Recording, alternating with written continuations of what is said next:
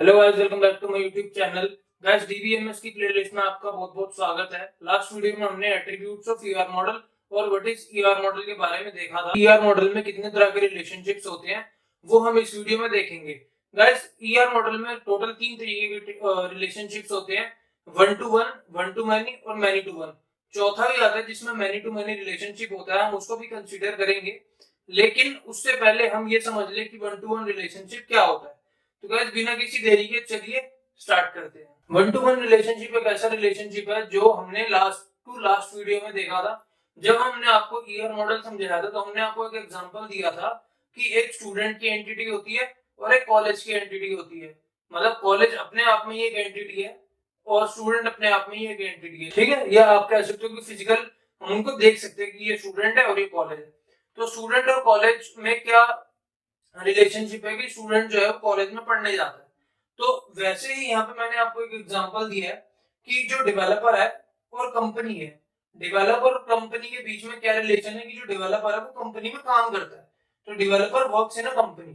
ठीक है, तो इस एग्जांपल को लेके हम पूरी वीडियो में चलेंगे और वन टू वन रिलेशनशिप को अच्छे से समझेंगे। ठीक है, इसमें इतना कुछ मुश्किल वाला कंसेप्ट नहीं है, इसमें काफी इजी कंसेप्ट है और मैं कोशिश करूंगा कि मैं आपको काफी इजी तरीके से समझा पाऊं ये वाला टॉपिक।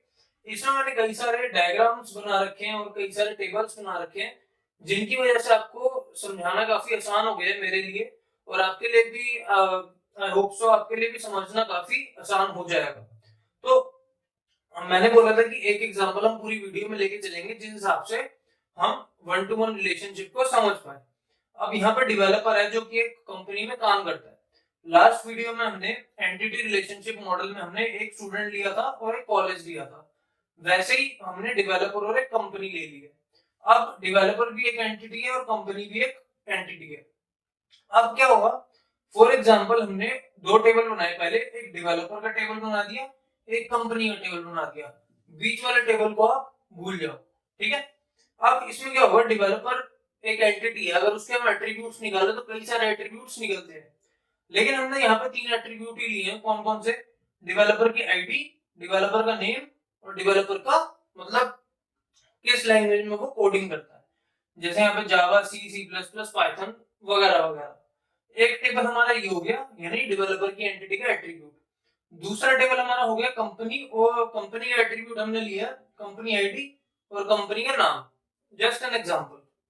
अब यहाँ पे कंपनी की आईडी जो है हमने C1 से लेकर C4 तक ली है।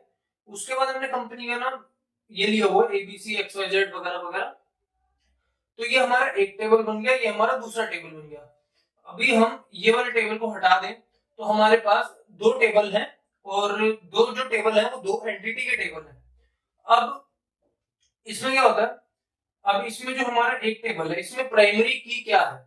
अब देखो, प्राइमरी की हमने डिस्कस करा था इसी वीडियो की प्लेलिस्ट में। अगर आपने नहीं देखी है तो मैं उसका लिंक जो है वो डिस्क्रिप्शन में दे दूंगा, आप वहां से जाकर चेकआउट कर सकते हैं।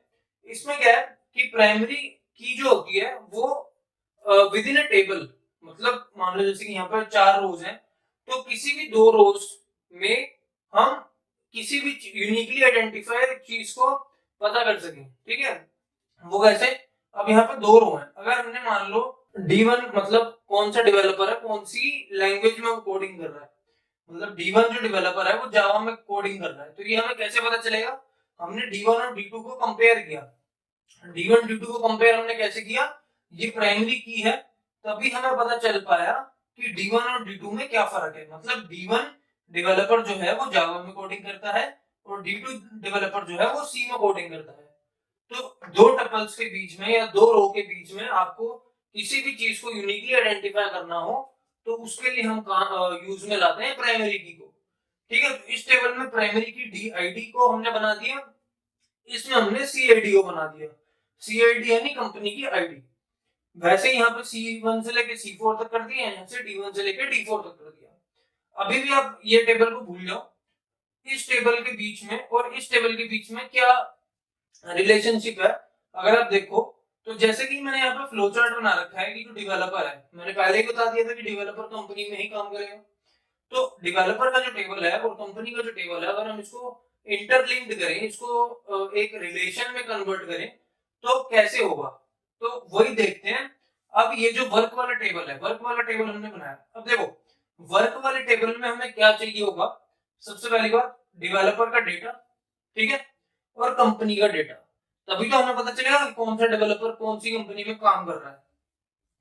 अब फॉर एग्जांपल यहाँ पे हमने D1, D2, D3, D4 और C1, C2, C3, C4 ले लिया। अब मान लो ये मैंने एक एग्जांपल लिया होगा, हमें ये पता चलेगा कि कौन सा डेवलपर कौन सी कंपनी में काम कर रहा है, और यही हमें चाहिए था। ये हमें कैसे मिला, इन दोनों टेबल की मदद से। ये हमने खुद का एक रिलेशन बनाया। मैं ये नहीं कह रहा कि ये बना बनाया टेबल है। अब यहाँ पे अगर आप इस फ्लो चार्ट को देखो या इस डायग्राम को देखो, तो इसमें मैंने लिखा है जो D1 है, D1 C3 में काम कर रहा है, लेकिन यहाँ पे हमने एज्यूम करा है कि D1 C1 में काम कर रहा है। अगर मैं इसको थोड़ा रियलिस्टिक बना दूं तो हम सीधा सीधा फ्लो चार्ट से ही मैच कर लेंगे। तो D1 हमारा जो डेवलपर है वो कहाँ काम कर रहा है, C3 में, ठीक है, और D2 जो हमारा डेवलपर है वो काम कर रहा है C2 में। D3 हमारा जो डेवलपर है वो C4 कंपनी में काम कर रहा है, और D4 जो हमारा डेवलपर है वो C1 कंपनी में काम कर रहा है, ठीक है। तो ये हमारा थोड़ा रियलिस्टिक हो गया कि मैंने इसको और इसको इंटरलिंक्ड कर दिया। पहले मैंने ये अलग अलग एग्जांपल ले रखा था और यहाँ पे टेबल में अलग तरीके से समझा रखा था। अब आपको समझने में आसानी हो रही होगी कि जो हमारा डेटा है या जो वर्क वाला जो हमने टेबल बनाया है वो इस फ्लो चार्ट से मिल रहा है पूरा, ठीक है, तो समझने में ज्यादा आसानी होगी। अब उसमें क्या होता है कि यहाँ पे हमने क्या किया, यहाँ पे दोनों टेबल की प्राइमरी की हमने ले ली है। इस टेबल की प्राइमरी की क्या थी, CID, और इस टेबल की प्राइमरी की क्या थी, DID। दोनों को हमने ले लिया। अब मैटर ये करता है कि इस टेबल में प्राइमरी की हम किसको बनाएंगे, ठीक है। तो प्राइमरी की आप दोनों में से किसी को भी बना सकते हो, वो कोई क्वेश्चन नहीं है। क्वेश्चन ये है कि क्या हम जो भी हम प्राइमरी की लेंगे उससे हम किसी भी दो टपल्स को या किसी भी दो रो को या किसी भी दो चीजों को हम यूनिकली आइडेंटिफाई कर पा रहे हैं या नहीं कर पा रहे हैं, ये हमारा क्वेश्चन है। तो अगर हम DID को लेते हैं तो एक टेबल हमारा ये बनेगा, अगर हम CID को प्राइमरी की लेते हैं तो एक टेबल हमारा ये बनेगा। तो इन दोनों टेबलों में से आप किसी को भी बना सकते हो, ये आपके ऊपर आपकी चॉइस है, ठीक है। तो ये दो टेबल हमने क्यों बनाए हैं, ये दो टेबल हमने इसलिए बनाए, कभी कभी हमारे पास मर्ज का क्वेश्चन आ जाता है कि क्या इन तीन टेबल को हम मर्ज करके लिख सकते हैं या इससे इसको कंप्रेस कर सकते हैं। तो कंप्रेस हमने तीन टेबल को एक ही टेबल में बना दिया। अब तीन टेबल को एक टेबल में कैसे बना, पहली टेबल तो यही थी डेवलपर वाली, दूसरी कंपनी वाली और तीसरी ये वाली, ठीक है। तो अब इसमें क्या है, इसमें जो हमारे पास डेवलपर का डेटा भी है और कंपनी का डेटा भी है। कंपनी का डेटा कैसे है, CID, कौन सी कंपनी में कौन सा डेवलपर कौन सी लैंग्वेज पे काम कर रहा है, ठीक है। तो C1 कंपनी में डेवलपर जो D1 है वो काम कर रहा है जावा पे। अब अगर मैं इसको यहाँ पे, अच्छा ये चेंज किया तो ये भी तो चेंज करना पड़ेगा।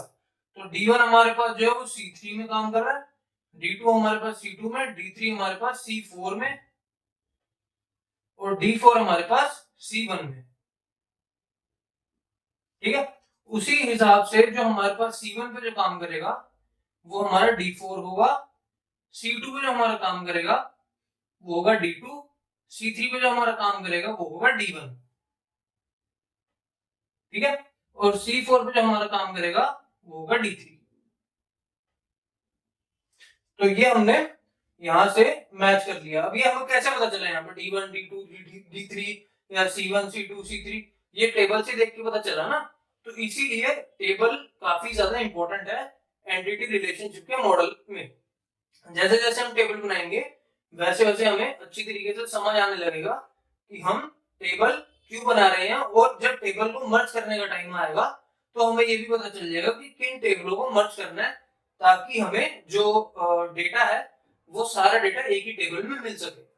तो गाइस आज का जो हमारा टॉपिक था वन टू वन रिलेशनशिप वो खत्म होता है। इसी के साथ साथ मैं आपको ये कहना चाहता हूँ कि अगर आपको ये वीडियो अच्छी लगे तो प्लीज इस वीडियो को लाइक करें, और अगर आप चैनल पर नए हो तो प्लीज मेरे चैनल को सब्सक्राइब करें। तो बाकी बेल नोटिफिकेशन आइकन दबाना ना भूलें for latest video updates. So अभी के लिए इतने गाइस, मिलते हैं नेक्स्ट वीडियो में। Till then I will see you next time.